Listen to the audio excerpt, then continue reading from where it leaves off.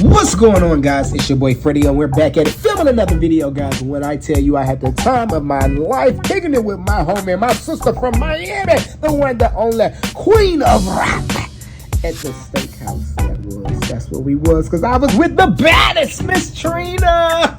Yes, guys, we had a good time of our lives.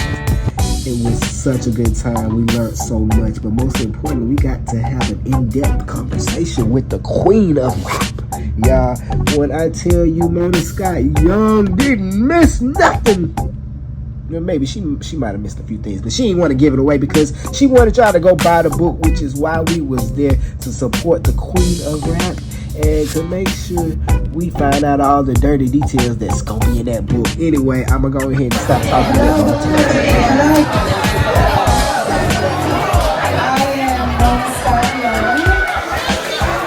For those of you who don't know. Trina, stay killing these hoes for you. All right. Again, I am Mona Scott Young, and I am so happy, thrilled, and honored to be here tonight as Trina launches her memoir, The Baddest. Please give it up for Trina. You know, when you grow up listening to someone and watching them, you feel like you know them.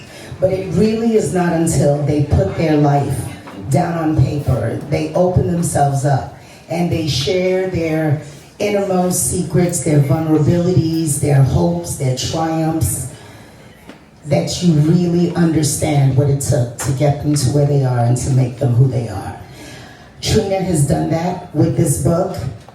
And today we're going to talk to Trina about her inspiration for the book, some of the anecdotes that she shares in the book about her life and growing up and what brought her to become the person she is today. I will read some excerpts from the book and we'll talk about the book. So without further ado, please help me welcome Katrina Taylor. Oh, DJ, she needs music for her comment now. Come on. Should have had that queued up.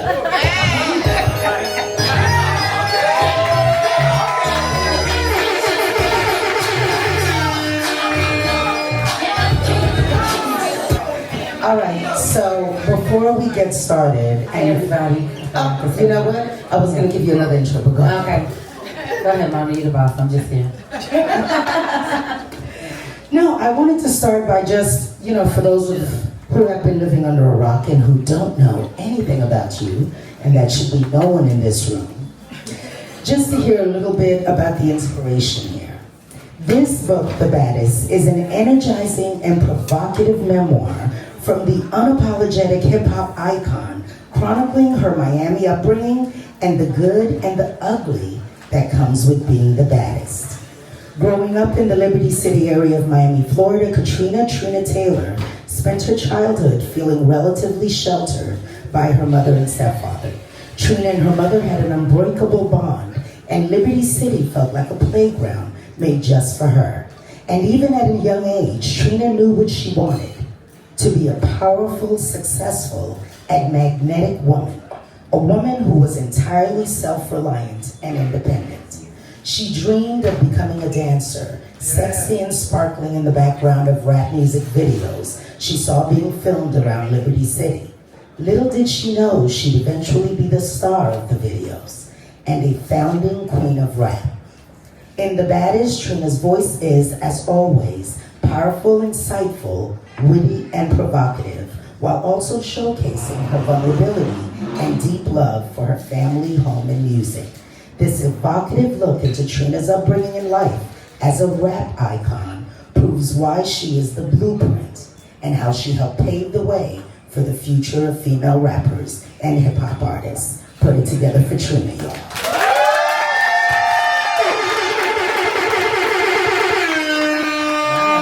Thank you guys. Thank you, Mona, so much. Thank you. Absolutely. So it was interesting. There were so many things that I learned about you from reading the book. And one of the things that I already knew, because the excerpt that I'm going to read is going to talk about kind of our union and our connection, but you are an incredibly private person, right? So what inspired you to write a memoir? The inspiration just became just in the time of my life after being in the music industry so long and after navigating my way through so many phases and doing so much and transitioning and even getting on TV. I just wanted to tell my story in my way, because people always would be like, the songs get you turned up. They turn you up, don't lie, y'all know y'all be turned up. But the Trina, when you see like in person, it'd be more down, like, you know, it'd be more laid back, more shy, more like, just more, you know, calm. But when that mouth start mouthing, you know, so that's what it was. It was one of those things I just wanted to just like, you know, just tell it my way, because people don't really understand. A lot of people just know I came out and I did the song with Trick, and that's how I first came onto the scene, but it was bigger than that, and I was already this Trina before Trick. Like, I already was known in my city, I was that person, and I was, before that, my whole love and stuff for music, even way before Trick and all that was, you know, it was my birthday, and my family wanted to decide what I wanted to do. They wanted to give me money, and no, they wanted to do whatever, and I was like, I want money, and they wanted to know why, and I was like, I'm gonna do a concert, like when I graduate. You telling, you're getting way ahead, because we're gonna talk about all that. Okay, this is my inspiration though. That's why I did the book, because I just wanted people to know how it started. And like, a lot of people don't even know what you're about to say about that, so we'll wait for that. But that was the big thing, and I just felt from that moment, but I didn't know how to navigate it or do it, like at that time. So being inspired just from growing up and just being around stuff and fabulous things and just a bigger life and just seeing so much, and then elevating into the music industry, and then now I'm here, the story is deeper than just Nam. How different would you say Katrina is from Trina? Katrina is way more private and way more, I'm not clearing up anything, I don't care. That's Katrina. Trina is feisty and ready to go. Like, you know, I be reserved, but I'm just always ready to go. Like, so I just kind of, that's the difference in that. But they're the same people, but Katrina is, you know what, we're not going to do this because Mona Scott Young is in the building. But if she wasn't in the building, I would do it. That's Katrina. But Trina. You talk about, like in one of the passages, you talk about creating an alter ego when you're giving advice to artists and people who are stepping outside of themselves. Is Trina your alter ego? Victoria is my alter ego. Victoria. We don't need her in the that's in the studio. That's the songs, the person that's on the songs. But Trina, Trina is the girl that's that doesn't be shy. That's just like ready, like, you know, very confident, very truthful, very believe in herself, very much like not afraid to give other women, you know, props and tell them they're beautiful and, you know, just uplift them. That's Trina. She just like, you know, that's me. Let's go back a little bit just to the beginning before you became Trina. Mm-hmm. You talk a lot about your upbringing as a Caribbean, you know, born woman or raised by a Caribbean family, and that everybody was loud, and that's what led to you kind of finding your voice literally. And you talk about Mom and Mr. Wonderful.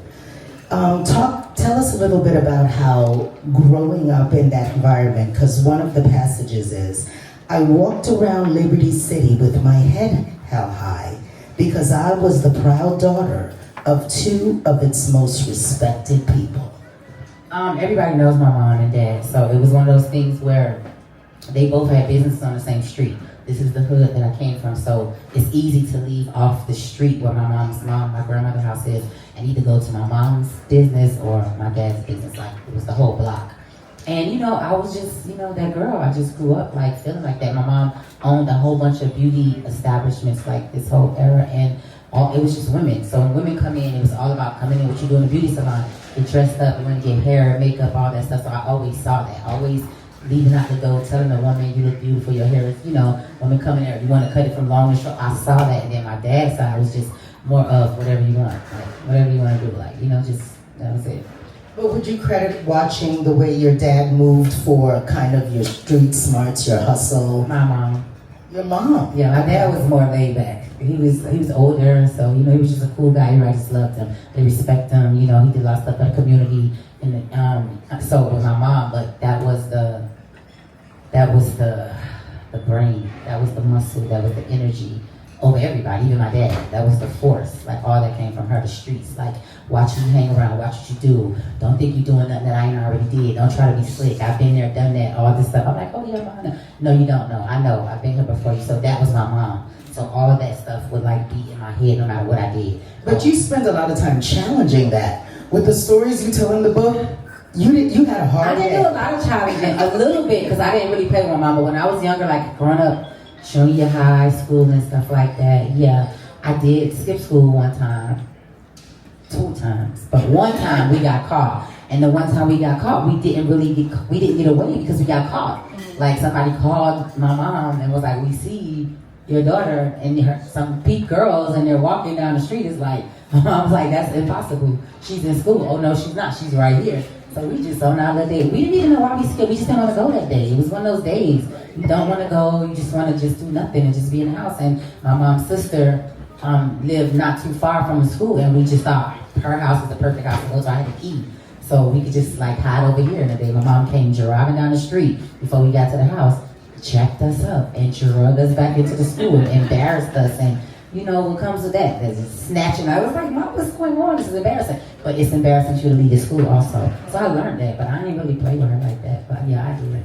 But it sounds like you also were very headstrong. You knew what you wanted, and even though your mother was strict and she was on you, you still found a way around, and you were the leader of the pack with your sister and your cousin. My sister, my cousin, my friends, everybody. Because I just always felt like, even now in life with my friends, they know I'm the person that's gonna do the right thing.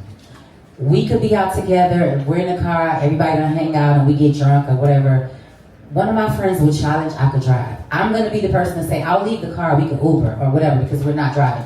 But one of my friends will go, no, we can make it. I'm always the one to do the right thing. So I feel like if everybody follow what I'm gonna do, we're gonna be okay. I don't want to follow what you're gonna do, because I don't really know what you're gonna do. I'm not. Your license might be suspended. You might be doing a bunch. I don't just follow me. My license is good. We're gonna get home safe. We're gonna get away. We'll get the car tomorrow. That's the right thing to do. So I just grew up doing it. Everybody else, they moved, they plans. It always went bad. Like it went bad. You actually say my ideas were always the good ones. Yeah, they was like the ones that got away. And so, your mom shaped the woman who you are. She did. Talk about that strong influence for you as you were becoming a woman, as you were finding your way with what you wanted to do. Because what I want to talk about next is your path into music. That was another surprising thing. That was not a straight path, right? So talk about your mom. My mom I just never saw her need anything or want anything that she couldn't have, or everything she wanted to do, she did. I just always saw that. So me, I'm thinking in life, not knowing that I'm not my mom, so I gotta figure it out or whatever, but how to be able to have the life to do what you wanna do. Have everything that you want, like, and with no problem. Like she never told me no, like unless it was something I shouldn't be doing. But for the most part, anything I wanted, it was yes, unless it made sense to her. If it didn't make sense to her, don't even bring it to her because that's a whole nother conversation. But it was one of those things like she made me see like things that you probably would like. I'm not the person that want to learn the hard way. Like my mom would say, don't do this because it's gonna XYZ, and like my sister would do it because she wanna. Well, let me see it my way. I'm gonna say if my mom already did it, then that's why she's telling me not to do it. That was just me. But I did learn the hard way, like just even watching her and want everything she wanted, like the living conditions, a big house with a pool and all this. And my mom owned rental properties. I moved out of my mom's house to move into one of her rental properties, thinking this is the life I want. It is, but then when I got there, I couldn't afford it.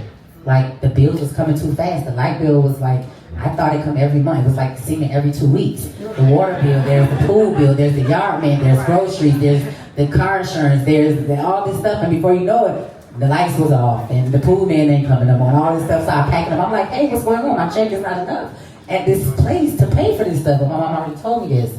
But I thought, I'm acting in my head. I didn't know they were gonna take out taxes and all this other stuff. So I'm just like, I'm making $200 a week. That's 2, 4, 6, 8. I'm good. That was never that. Okay? It never added up to that. I didn't have the money that to pay, and it was her place, but she just made it hard. But it was a lesson because you can't stay here if you can't afford it. Because in real life, if you can't afford it, somebody's going to kick you out. I'm your mom. I'm not kicking you out, but I'm telling you, you got 30 days to pack it up and get out. You got to go. And that was just like lesson. So I paid attention because it was like, even if I didn't like it or it felt a little hard, or you can give me extra month, then that's how I'm going to think life goes that way. And it doesn't in the real world. Exactly. Yeah. And it was interesting to read about your career trajectory.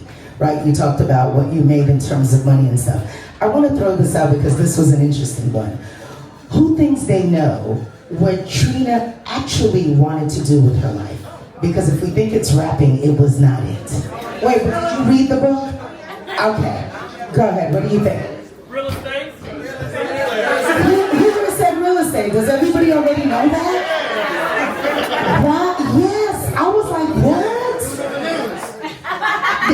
Wanted to be a real estate agent, and if you had sold that house, life would have been very different. I just knew I was going to be selling the biggest $1 million homes on Star Island in Miami Beach. I would just drive all the way to Palm Beach to Mar-a-Lago, all the way back to Miami, just looking at this. I was envisioning, I was manifesting this, and I was like, everybody was in my ear, that real estate license is so hard to pass, and I was like, but high school was that hard to graduate from and pass the test too, I'm going to do it. And I had to it was extremely hard though, but I still put in my mind, it's what I want to do, I'm going to do it. And I passed and I did it. And I wasn't experienced at the moment, but I had got my license and I was just knowing that, boy, put in the months or if it take a year, however, this is what I'm going to aim to go for. And yeah, that's what I thought. And then from there, you had the opportunity to do the concert. Yes, to do the song for Trick. The song. Oh wait, the song for Trick came next. Yes. All right. Well, I want to read a little bit of a passage because this kind of speaks to how you navigated career and whether or not the looks played into it. Because you say, I was never satisfied with being a pretty face and a nice body, even if I reaped the benefits of both. I knew there was more to life. I was raised by women who were smart, ambitious. Turn that cell phone off, please. Creative and respected. And even though I could rock the hell out of a club dress, I saw myself as a boss chick in business suits. A woman who made business deals, not just one who had dollar bills falling all over her body. Talk about that, like how your looks played in and how you had to kind of, navigate your way. Because I grew up, my mom was beautiful. She had the looks and the body and all that, but my mom worked every day. That wasn't what got her to having what she had. A lot of my mom's friends was the same thing, but these women were working women. My mom's sister, this is a beautiful woman. She owned an entire bank. I didn't even know what that meant, when I was little. I was just like, auntie owned a bank. Okay, we don't know. I didn't really understand it. I'm a full adult now. I totally get it. Imagine owning a bank.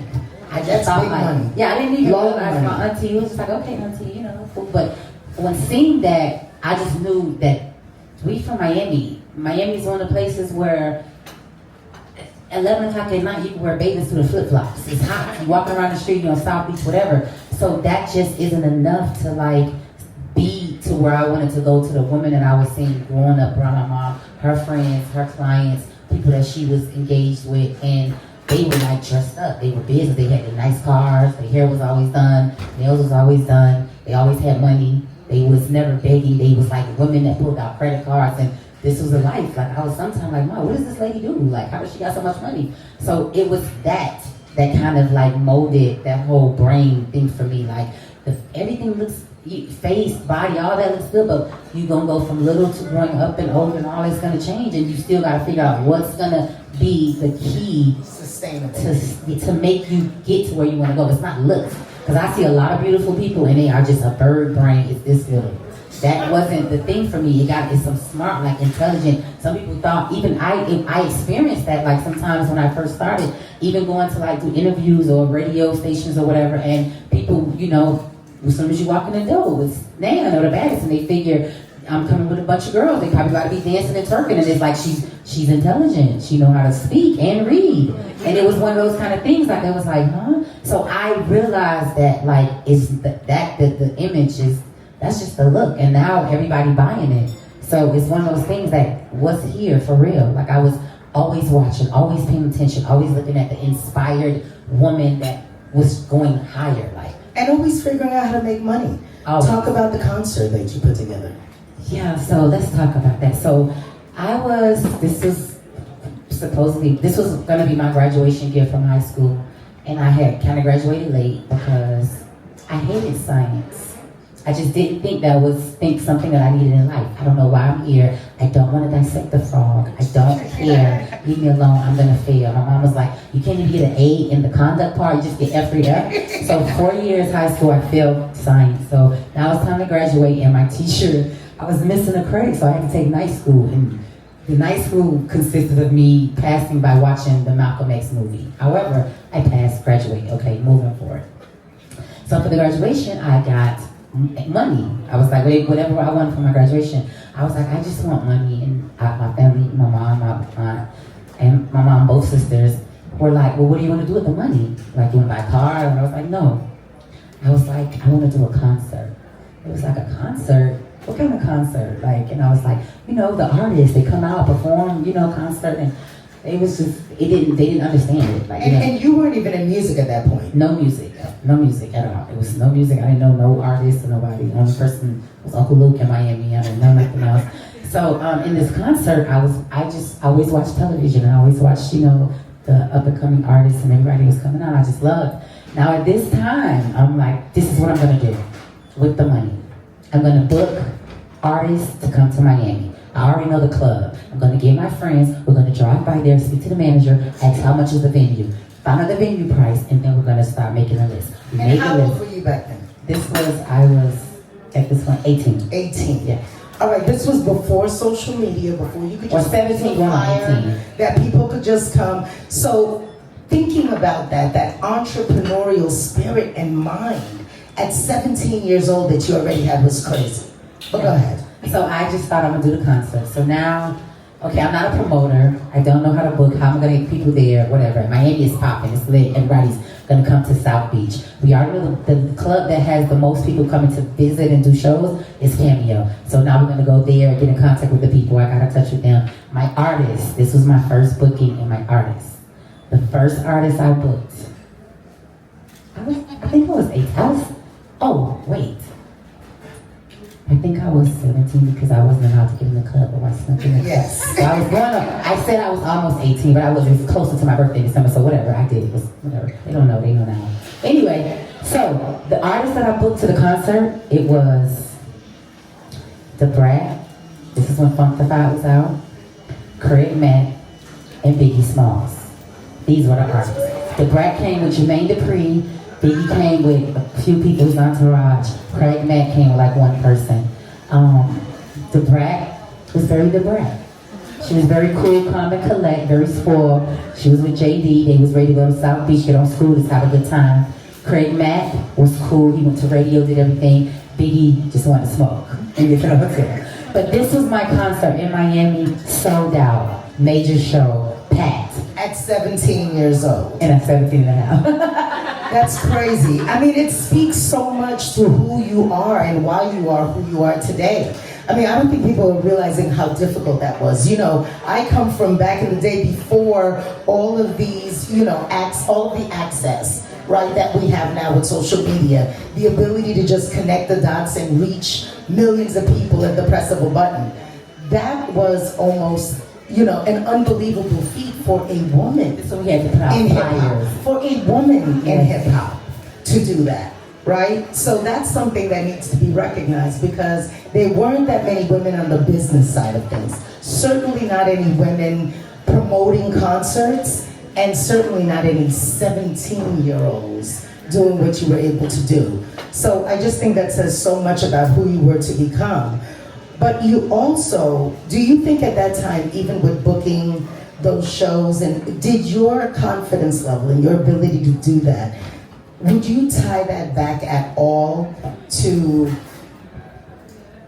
just your looks and feeling confident and being able to walk in a room and command that attention, would you say that that played a part? Definitely, because I had to stand up and like be confident, speak to the owner of the club and book the show. And here I am, I don't even have an idea to get in the club. And but I don't care. This has to happen. We're gonna go to radio. We hear the radio. We're gonna find the station. We're gonna go down there. We're gonna talk to them. We got these artists. They're big. People love them. They're gonna give us what we need and support. And we're gonna get in the streets with my friends and the team. We're gonna I found a way to find somebody. Katie's here.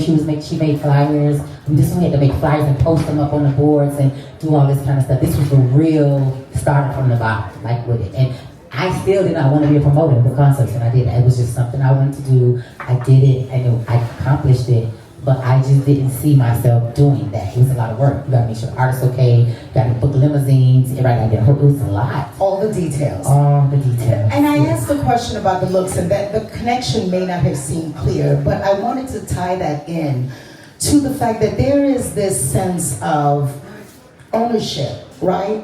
When, like they often try to make women feel that our gifts should be weaponized against us. But there is a world where having a sense of confidence that comes from knowing that your presence shifts a room and then using that to your advantage in business. And I think we saw that happen even with your music, the way you empowered women to embrace all parts of who they were, right? The sex appeal, the beauty, the body, that they were able to kind of own all of that in a way that helped empower them versus, demoralize them. So let's talk about the transition to music and getting into music. Because who knew that you were a reluctant participant? Talk about that Trick Daddy now. Well, it just, after I was about to do my, I was in real estate, I had got a job, and I had went to show property and stuff, and I was like, I wasn't actually the agent showing the property, I was just assisting. One of the girls that were there, she just really thought I was very persistent, and she liked how I was working, and she was like, I'm gonna take you along, we're gonna listen, and I went. And they loved it, and I thought I was about to get it, and then that's when me and Trick called me to come to the studio and just do something, but it's Trick. Trick is somebody I just knew from growing up in junior high school. Trick never made it to high school with me, so I didn't even see him more. He was locked up. But in the midst of that, Trick was one of the guys that was in school as the girls and my friends would be the annoying guy, the one that always getting on your nerves. Oh yeah, I think y'all too cute. Y'all think y'all look good. Your hair dry, whatever. You're gonna see Trick totally differently when you learn Trick. Oh yeah. So it was reading the book. It was just one of them things, but it was he was still cool. He was always cool and calm, but he was always a jokester.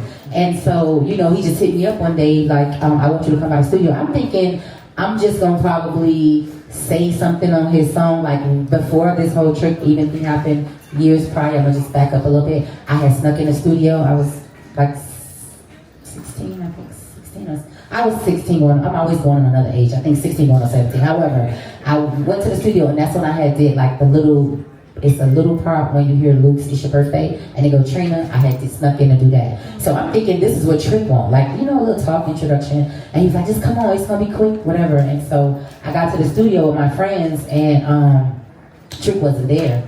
It was just the engineer guy and just this beat of what Trick was going. So when I get in the studio, when I got to the door, you could hear it it was a small house, all you could hear was, you don't know now, you could hear it in the speakers coming through the door, but you didn't hear Trick's verse, you just heard that. And so we go inside and the producer's just come in. So this is my first time in the studio ever, in Slip and Slide studio. I go in, so he's like, come in, I take my girls with me, y'all go in the booth, and he goes, I'm gonna show you what Trick wants you to do.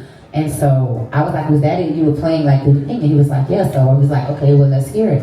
And I'm just hearing when it come on, you don't know me, I'm thinking I'm ready to just say my name, Trina or something. And it was so you heard that, and then he stopped. He's like, okay, just do this. Just repeat what Trick's saying. You don't know me, but say the opposite. And I was like, okay, cool. Do that. And then now you hear, after that song, they play it a couple times. Me and my girls be in there, they on the floor on these little pallets, little cushions. And so he goes, okay, next part. And I'm like, okay, what's the next part? Then he plays Trick's verse of the song. And so I'm like, well, what do I do? Like, what's happening now? Like, I'm like, what is he talking about? Because I just want to interject and say, you had no desire No. to be an artist. No. It's not like you had been working towards this your I whole wasn't life, stopping no dreaming song. about this No. moment, was Writing the ready, record labels, right? no. You was just in that studio like, What's happening? Like, I'm gonna go say my name is Miami, I'm representing this trick. I did it for Luke, so okay, cool. But now I did the part of the hook of the song, and then when I heard what Trick was saying, so I'm looking to the engineer, which name is Funk Boogie, by the way. Like, Funk, okay, what's happening? And he's like, well, you need to do a verse. I'm like, what you mean verse? He's like, the empty part after where Trick is at, that's where you go. And I'm just like, what I'm gonna say? And so we just end up, me and my girl, we giggling, we laughing. It's just like, ooh, Trick is crazy. Eh? And so now it's time to get real. And don't give away too much about the process, because that was an interesting part to read. Okay, Yes. so I'm just getting a little bit. Now it's time to get real. I'm just in there, so I don't really know what to do. So it's basically, we called Trick. That's what happened. We called Trick. Like, yo, what's going on? What are you even talking about on this song? This is dirty. I'm not gonna say this. And he's like, no, you don't say what I say. I just need you to, like, for the women, you just go against me. This is like a male versus female. And so you see what I'm saying? Just say something that match, like go after that. Oh, so I'm gonna have to curse you. I'm gonna go there. Like, you took it there, I'm gonna take it out of town. Cool. So now me and my girls, I still don't know what to say, but now I'm saying certain stuff. They like, that's not nasty enough. You heard what he said. Run it back. So now I gotta go back. It was just a night. We was Yeah, but that was a really interesting part of the book. It was a lot. And because I'm sure everyone thought like you were ready for that moment. And that was all, you know. I was not ready. I was doing that. I really, literally messed up the whole notepad. Yeah, like in the studio was a little stand. It was like one yellow folded notepad. All the paper was stretched out, tore out. I was saying all kind of crazy stuff. So much stuff did not make the verse we took out. And it was like, this is the toned down version. Because my girls was like, no, you gotta go harder. Like, we gotta really make the girls kill him in this. And I was like, ooh, I'm almost gonna kick my butt. But I was ready. I was like, okay, whatever. And that takes me to this message. My advice to all women in the industry is to do your thing to the fullest. Talk your shit. Feel comfortable in your skin. I'm not ever going to bend over to take a picture with a hand in my butt crack. But if it works for you, you should do it. If you want to be raunchy and ratchet as hell and shake your ass, you should do it. What's the problem? It might not work for this crew, and it might not be the right cup of tea for that crew, but somebody is going to love it. You don't need to seek validation from anyone else. Do what you want to do, not what everybody thinks you should be doing. Remember who you are. Put yourself first and go for it. Lean into the alter ego, because you're going to need one when you're putting yourself out there for the public to consume you. Now, I thought that was an interesting choice of words. Not for the public to consume your music, but for the public to consume you. Because once you start doing music, this is your craft, your artistry, and no matter what you're talking about, you got people that's going to be like, woo, child, you heard what she said? But some of y'all is just doing all that and some more. I learned that when I first did NAMM. I was terrified. My first time at the concert, the birthday party, I didn't say a word. I was so nervous, but the song had already kind of was like on the streets, underground DJs and like mixed shows or whatever. I got a hold up once Slip Aside had released it. But when I realized the very first night that I didn't say nothing at the party on stage because I was scared and nervous, but the DJ was steady playing the song, so my verse was on, period, and I'm just here with the mic, just like terrified. And I was like, y'all is nasty. These girls is just a mess. Because they knew every single word, and I looked around the room like, ooh, I ain't gonna be the only one getting in trouble. Now some of y'all, you know, people out there, I got in trouble for listening to that song. That's why, because y'all was saying it. But for me, that was the thing when I say consuming you, because once you come out in your artistry and your creative, and it wasn't a lot of girls when I started, it's 100 girls now, and everybody is different. Everybody is their own little, whatever they got going on, how they're doing their thing, and some people don't like it. It's okay. You don't like it, don't look, don't listen, go to the next artist. And that's just always what it's going to be. We all come from different lives, different struggles, different places, different sacrifices, different whatever you had to go through. Some of the girls I see have a kid, you're trying to provide for a kid, you didn't have it. You gotta, if this is what you're doing, put your all into it. Find you, because you're gonna need that. Because this is it's gonna make you, and then it's gonna break you. That's all that's gonna happen. And you gotta be able to be strong. I love the girls in the industry. I came into the industry loving the girls. I love the girls. A lot of girls in the industry right now, they might not be here 24 years later. You don't see the time span that we come in a different time, a different generation. Everything is changing. Social media is taking over. Stuff is so volatile. People are so quick to tear you down after so many people try to build you up. So you gotta be ready for that. Some of these new artists, they breakable. They have temper tantrum. They can't. And if I didn't come up in the era I came up in, I would be pop-off queen #1. I would stay on that finger, but that's just like, that is not me. My mouth to get there, but I don't have the energy. I don't have the time. I don't have the mindset. My mind is always thinking of evolving, like growing, making money, surviving, how I'm going to live 20 years from the day I'm at. That's always what I always thought about. Yeah, but you also came at a time where, like you said, there weren't that many women, and there weren't many women at all doing what you did, coming out unapologetically. You mentioned some of the predecessors. You know, there was Kim, right? And she was somebody to look at.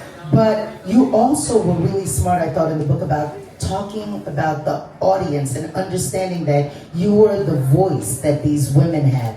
You were saying the things that they were thinking when you watched them, you know, rhyming along with you, knowing all the lyrics, that they wanted to have that voice, that freedom, right? And that's what you represented. So another passage you talk about, there are so many different paths for women to take in the industry, but it's not complete freedom. People see pretty pictures and hear confident lyrics, and they don't consider how hard it is out here for these girls. They are criticized so heavily, picked apart for what they look like, held to a different lyrical standard, and constantly put in competition with other women. Talk about that. Because this is the industry and the culture that we're in. I feel like it's always going to be people focus on, you know, who's the hottest, who's on top, who's this. There's always going to be somebody hot. There's always going to be somebody hotter. There's always going to be somebody that's going to go higher. That person would some eventually leave, and there's going to be somebody else. It's a revolving thing. It's never going to stop. That's why we have so many women right now, so many artists. But what we do is now that the culture, the industry take and we pit these women against each other instead of like putting them together to build up the culture, because the new generation is supposed to be able to uplift the next generation. That's my experience and my personal opinion, is because me, myself, when I go out and I'm around the newer artists, whether it's Lotto or Glorilla or Megan or all the girls that's out now, they always have this same story, like, you know, I love you, I was inspired by you, did this, that made me get through this. So when I look at them, I'm expecting them to serve that same energy to the next generation that's come up. The next 16-year-old is trying to be a rapper when she's turned 20 or 19 years old. So that's what we gotta continue, instead of the tearing down and the fighting and the die. Because let's keep it real. When you look on TV and you see the videos and you see the girls be girling. And we want to see more of it. We do not want to see it broken up and tore apart, because this is it. We are the voices of the women. Whether you're going through love, happiness, breakup, divorce, struggling, all kind of stuff, whatever your issue is, this is where you get inspired from. Whether it's that song that's like, ooh, I'm just so in love, or ooh, you just got me over this heartbreak. And when I hear that kind of stuff, I'll be like, me? This is what I was going through. This is how I felt though. This is what my homegirl was going through. So you know what? I watched my friend go through her breakup, and we in the studio like, oh nah, we ain't going down like that. This is when the Baddest come out. Come to the studio, we gonna turn up, take some shots, and I'm gonna write about you. And we gonna make all the girls that feel like you in the world come about that same situation that you feeling like. Because it's not just you, it's worldwide. When I did Single Again, that's just not for me. It's so many people in the world that single are going through that. So I felt that. Same thing with Here We Go. It's one of those things with a woman and you holding it down and you and your vibe and your element, and somebody playing with you or keep testing you. It's like, wait. No, here we go again and again and again. We're not doing that. And that's just always my mind, because I know what I want. I'm not going to settle. If it's not working out, it's not doing what it needs to do for me, I'm out. Yeah, that kind of, yeah, you could give it up for that. For sure. And that was an attitude that you not only had in your personal life, but also in your business life, right? Because some of the song titles you just mentioned, you got a lot of pushback on. And they fought you on wanting to have those songs out. So talk a little bit about that journey for you in your music career and finally getting to a place where you were able to take control. Well, because the label was mainly guys. You know, we came from a bunch of guys, and it's curated that way. So once I did Man, they just saw this vision that everything should be structured like Man. But Man was just created in the studio because I had my girls, and we was just turned up. And the energy you told me I had to dominate so that means take him out. I got my gang with me, we about to take him out. That's what I felt. But every day in life, I don't feel like that. So as growing after the first album, then we got to the second album, which is why it's called Diamond Princess, because it was more softer. I had traveled the world, I had seen so much stuff, that the view was different than just Man. It was a bigger inspiration. I was inspired by so many more different things, and the presence was so much bigger. I wanted to make them understand I have my own mind, my own voice. I don't want to do every song like Man. I don't want to do this. This is how I got on my album 2 Monica records, because the 2 Monica records was, you have to sacrifice, like basically sacrifice the fact of giving us a record that we want to get what you want. Like we gotta compromise this house. So I don't care what y'all saying. I don't care what the budget is. I got 2 Monica features. I want both of them on this album. And so the creation of that was to give us a record that was like Man, that wasn't exactly Man, but it was your way. You on the record by yourself. What record you want to do? I didn't really have a record by myself at that time, and I got a phone call.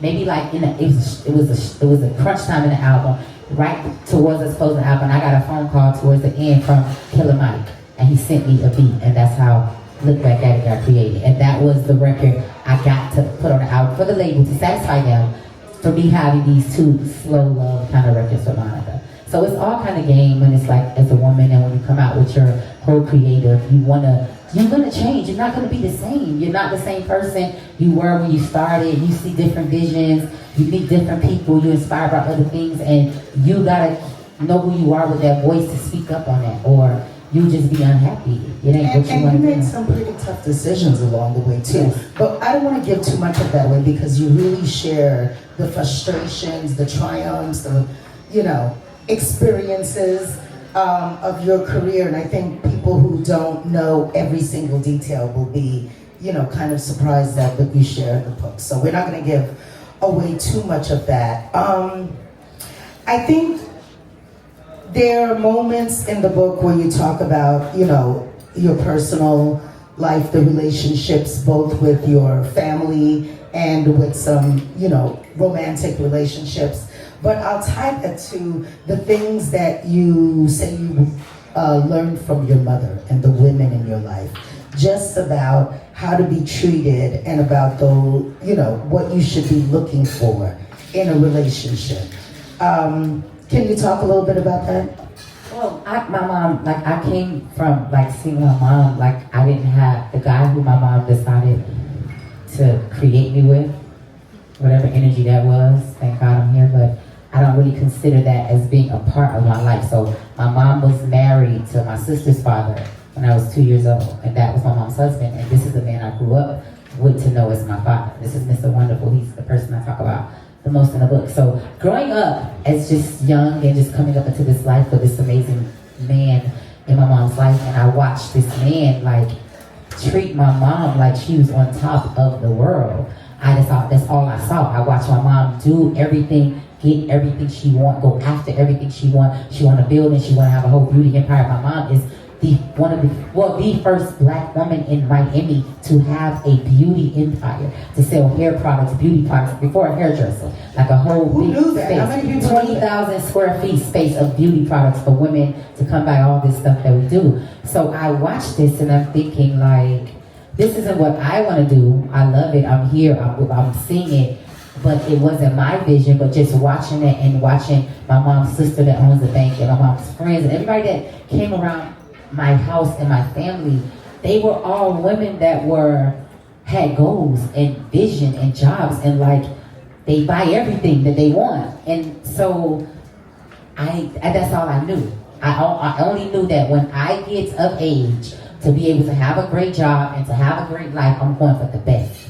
I'm going for the sky's the limit. I'm not stopping. I'm not. So watching that and then nurture you and tell you not to settle for anything in life that doesn't meet your standards or that doesn't align with you, that you don't feel secure and safe with, that you don't feel happy with, that you don't feel that have your back no matter what the situation may be. Like, that's all I ever saw. And so it was the thing. I pushed my friends for that. Like, all my friends could tell you, I don't care where they at. They know if they in a relationship or something's not going right, that's not for you. Or if my friend is the person that's being not the good person, you doing wrong, that's gonna come back on. You know that's karma, right? And I'm a person that pushes it out. Like, it's open book. I'm gonna tell them, you playing games, that's gonna come back. That's a good man, you wrong. That's a good man, Savannah. So that was just the person I am. So I just grew up seeing that kind of stuff. Like, my mom's friends were all mostly married women that had, like nice houses and families and jobs, and they were good people that just brought good energy, like and had the right people. Support system. The support system was immaculate. So I wanted to build that same thing around me with my friends and push them for whatever it is that they do. All of us don't do nothing the same, but whatever you're doing, I'm supporting. I'm pushing you. If I found an extra way to tell you how to do it, or it's a little way you can get more, or I'm gonna connect you with somebody. I know somebody. I'm pushing you for that. I'm calling you. I'm texting you. Late night, 5 in the morning. Like, it don't matter. That's me. Everybody knows that. So I just saw that. So I didn't know no other way but to push that. Like, yeah, no, I'm a Sagittarius. I'm very bossy. You said, what the women in my life taught me about men is that keeping your dignity and respect intact is the top priority. The worst thing you can do in a relationship is lose yourself so much that you allow someone to disrespect or disregard you. Men hold a lot of power in the world and in the lives of their women, so women have to be discerning about who has access to their time and attention. I learned that men show women that they're special and appreciated with actions, not words. If a man truly loves you, you should have something to show for it. My mom was my first example of this. Absolutely. My mom, my stepdad, I had one of my moms, my first stepdad passed away, and my mom got married to my little brother's dad. I just saw the same pattern repeat itself times 20. It was extra this more. And my mom was the type of person, it doesn't matter, she's not settling for nothing. She just was that woman that when she stepped in anywhere she's at, everybody knows. And that's all I ever saw. It's gonna be that for me. I'm not doing nothing else. And my friends, y'all better follow what I'm doing, because when you step in that room, this is the energy that you need. Don't play no games with no guys. Don't let nobody take you for granted and push you so far when you can't get up. We are women, we are human, we are people. We're gonna fall, you're gonna go through heartbreak, you're gonna go through love, happiness, changes, all that stuff. But at the end of the day, who are you to you? What do you want for you? You gotta know. You can't depend on nobody for that. You gotta stand 10 toes down in the paint and say, this is what I want. I want to be able to kick my feet up 20 years from now and be okay with or without somebody. That's how you gotta think, and that's always how I thought. Like, I don't care what's going on. It could be, everything could be good. If something turned back, okay, that's fine. Let's move on. Life goes on. I'm still standing 10 toes down because I know what I want for me. Like, you can't rely on somebody to make that for you. Nobody could do it but you. And that's the only thing I ever saw. And so at this point of your life now, we're seeing Trina in a committed relationship. So, who you are today, right? And knowing everything that you've been through in relationships, would you say that you have a different perspective on the dynamic, on how that support is, important? Because this is a question I get asked all the time. Well, how are you doing all of this and being a wife and having a husband? I just think it's important that we talk about that more openly. That when you get to a certain point in your life, right, you can still have everything and have a relationship that supports you. You definitely can. I think you just have to, your partner, your husband or your wife have to be your biggest support system. My husband is my biggest support system.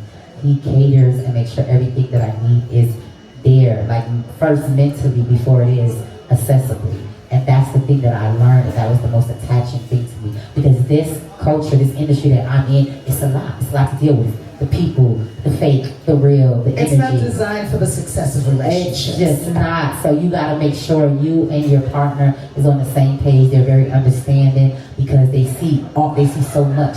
The stuff they thought probably was so real, to them it's not so real. It's so, they can see past the stuff that you can see because this is what we're in. We got to smile. We got to take pictures. Sometimes I don't want to take pictures. I don't want to smile. Sometimes I come to somewhere and I'm thinking about my mom. I'm just probably was crying in the car. Gotta fix this lash, or that's how I feel. I'm always that way. Before I hit the stage, sometimes it's my mom, it's my niece, it's whatever. I'm having anxiety. I'm going nuts. He's like, calm down. Everything's gonna be okay. We're just going through this moment. So I have to get it together, and then I go and do what I do. Turn it to the baddest. But it's moments in real life, because I'm still a real person, I go through all these things. And when you chose to be with a person, what I've learned from just past situations and relationships, like as a person, and we all know, and everybody in this room is over 21, I assume, if you've been in a relationship or any type of situation with somebody, you know something inside of you know when it's real or it's not. When somebody is sincerely, genuinely, authentically there for you, or when they're just shitting you along. And if you say you don't know, that's because you don't want to know that. The red flags are always there in your face, no matter how you try to push them out and you cover that wig in the front of the eye. It's there. You just have to understand what you want in life.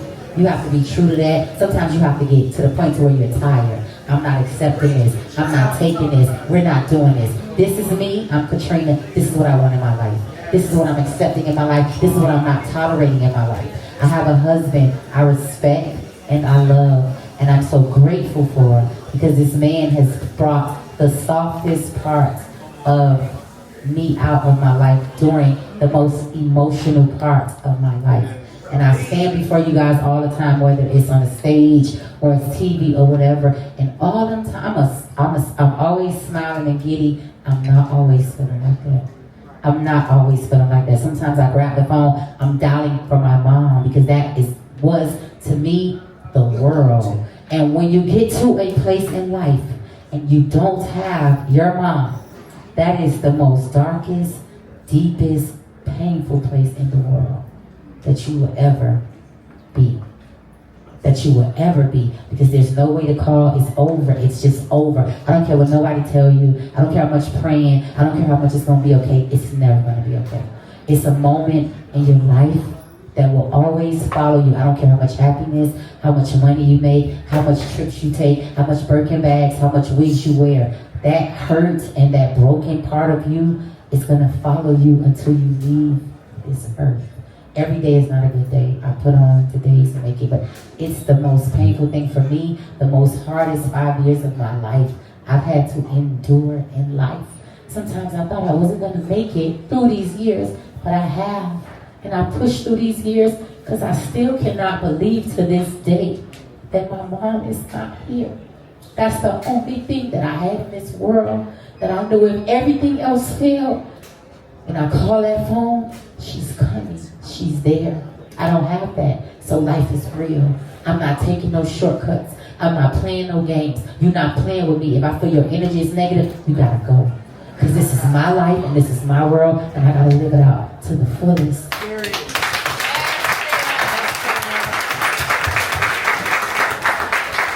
And you've endured a lot of tragedy, but what I appreciated, when you talk about it, is you were like, there are no words. There's nothing you're going to say that's going to make me feel better. She was so honest and so vulnerable about that in the book that I didn't even want to touch on it here, because I felt how raw all of this is still for you as I read it. But thank you for opening up and sharing. And that's what she does throughout this book, guys. She really shares and opens up and gives you a part of her life.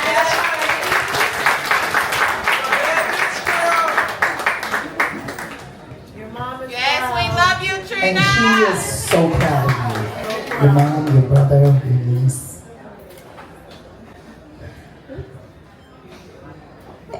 On a personal note, I was there with you for some of that, right?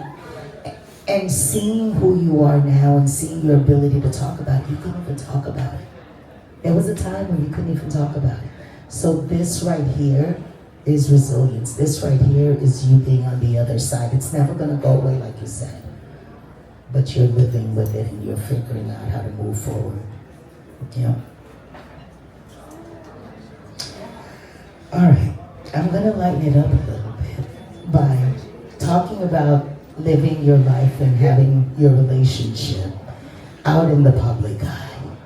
That brings us to our connection through a little show called Love and Hip Hop. Yeah!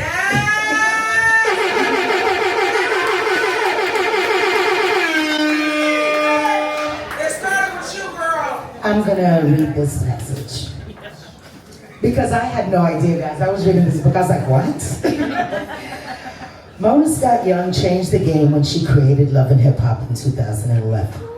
She understood how invested the fans were in the real lives and stories behind hip hop artists, and she used her music industry connections to create this huge franchise. It opened doors for so many artists, their teams, and their families to expand their business and get a bigger bag. For the first time, it was the reality franchise that consistently pulled in the highest numbers of viewers. It was the inspiration for a lot of similar series. Boy, I'm gonna skip ahead. She talks a lot about me in this, so you all have to forgive yourselves. Okay, let's go here. I had seen episodes of Love and Hip Hop based in the other cities, Hollywood, Atlanta, New York, and it didn't look like anything I wanted to be a part of. There was too much focus on people's relationship drama. There were a lot of messy arguments, and actual fights broke out way too often. I couldn't imagine myself in any situation where sitting down to have a conversation with somebody ends with wigs getting yanked off people's heads. Somebody throwing a drink in my face? Absolutely not. I wear contact lenses and could just imagine myself flying into a literal blind rage. None of it seemed professional or safe for anyone involved. It wasn't a good look for me, and it wasn't how I wanted to present myself to fans or to the general public. I didn't care about the money, the opportunities it could bring, or how well I knew Mona. For years, my answer was no. So this whole chapter, you talk about Mona Scott Young. the evolution of getting to a place. And she, was really honest, and I respect it. That's the one thing. You and I would have so many long conversations about what that show is, the good, the bad, the ugly. And the one thing that I always say is, you have the ability to dictate, right? How you are portrayed, what you want to give, by being very conscious of your actions. And the other opportunity that you have is to fix whatever it is, right? If you have a scene that you don't like, you can always come back around. So talk about what led you to deciding to be on the show. It's here in the book, but tell us. Well, Mona asked me, actually, it was about 4 years, constantly back and forth. I was like, no, I don't think so. I just kept watching the show. I was like, ooh, this is entertaining, but no. And so in the midst of that, I remember I had created the Rockstar Music Group, and that was the label. I had signed some artists. And at this point, we're like in the part of, music where there's no more 106 in Park, there's no more MTV and all this stuff that we were utilizing platforms for artists to get exposure. And I thought, well, this could be a good light for it. I could bring the artists, I could do this, I can show myself, me continuing doing music and just navigating through that in my way. And I thought about it and I was like, and then it's Miami, so I got so many other people that I can bring on to benefit. There's Bobby, there's Trick, there's my cousin Joy, and there's all, this is the whole cast. And I was like, you know what, Mona, 5th year, I'll do it. And so when I realized that I was able to get up there, and at this point it was really my album process and stuff that's happening. And this is the thing, it's reality TV. They want to see reality. What do you have going on in your life? So these are the real facts that's going on in my life, whether it's good or bad. The album is doing good, the album's not doing good. We're trying to get clearances, we're trying to do so many things. All this stuff is really happening, so we're filming it. And once I really saw that part of it, and I know the drama comes in, but the first couple years I wasn't even on the scenes for the drama, so I didn't really see it. But I knew, once you kind of, put your story together, and this is your truth, this is how you're figuring it out, whether you're in a good space in your career or your space is rocky, you're trying to bring it up. All of that was the platform to show that, and that was the green light for me. You know what, let's do it. And I learned a lot, and I was able to like show that I was able to bring my fans and people that wanted to see me constantly more on TV, but it wasn't in the music form because we didn't have the platforms no more. This was the way, and I just shrugged it on over. And it took a while to get you to open up because you definitely had. I was very reserved. I was watching the first episode I shot. There was Bobby and drinks and food flying everywhere. I was terrified. I was like, okay, this is my first time shooting. No, and it was like, okay. But once I was able to see how it goes, it takes a while to get comfortable. I was still very reserved. It was still very much, no, we're not shooting this. No, we're not talking to this person. No, we're not bringing my mom. Like I was very, because I protect my privacy and my family and people that I care about and love, and I just don't want them. They don't know about TV. We don't know what's happening, so you don't really know how somebody's going to act. You get that crazy drunk aunt or uncle on TV. Except for Bobby. Bobby was ready for anything, so he was ready to go. I just knew Bobby was. He has a character that was just ready for TV, so he was the person I knew that would be able to adapt. It didn't matter, but I was more protective of myself, and because I came on this TV with my name, my brand I built. I didn't want to destroy that, and I knew how I wanted to be perceived from it, so I had to be very careful. And I didn't know about that other show, but I let them read about it in the book. The one I did first? Yes, exactly. That's the reason I gave you such a hard time with doing it, because I did get approved to do another show. I love Tracy Edmonds, and I got, we'll talk, you'll see it in the book. But anyway, I did another show, and I just, honest to God, I hated it. I thought, I'm not ready for reality TV, and neither is my family. They're stars, crazy, frightened, scared on camera. We don't know what to do. This is not going to be a good look. No, scratch it. I didn't want to do it. And that's why I paused for you for year after year. Who's the contenders that's going to just have that energy? Bobby was first up. So that's how that happened. Yeah, no, and I'm glad that you finally came on board. Thank you. Aren't you guys glad that you came in? The reason Love and Hip Hop Miami exists? The reason it's in Miami is because I said yes. They were like, if you could get Trina, we'll give you Miami. Mona would call me time after time. You have to get on the show. Okay, it's the second year. I'm going to call you back, and you would not give up. You were persistent. I'm going to get you on this show, whatever it takes. And you did not stop. And I said, yeah, like 4 or 5 years later. And I appreciate you talking in the book about, the conversations that we had and how we stuck to what we talked about and what we said we was going to do. We did. I'm telling you, there is so much that you learn about Trina in this book. So I just for a minute want to take us right to the end, where you say, for me, being the baddest was never just about the physical beauty, the money, the status symbols, or perfection. I've been fine all my life and always dated people who are bossed up. I still had to boss up on my own. I'm not perfect by any means. People who know me know that I still do not like to sit still, and I get overwhelmed super easily. I still have a problem being on time, and it's very likely that I'll need to smoke some weed before I walk into any building. I'm not afraid of my emotions, but I can definitely be a hothead when I'm upset. If some shit is going down, I'm feeling it now, and if I need a moment, I need a moment. Trying to talk me into feeling differently, sharing your opinions, or forcing me to process my emotions before I'm ready is only going to make it worse. I don't assume to know how other people are feeling, and I don't want them to try to tap into what I'm feeling. I need to be able to express my full range of emotions, and then I can move on. Otherwise, I'll explode. But I'm okay with my imperfections, because at the root of it, being the baddest is about knowing who you are and making the most of it.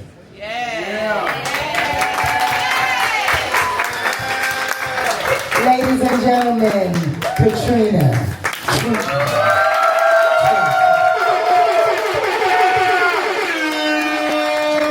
The Baddest will be available October 8th. October 8th. Congratulations. Thank you for sharing. Thank you. And I cannot wait to adapt this into a biopic movie.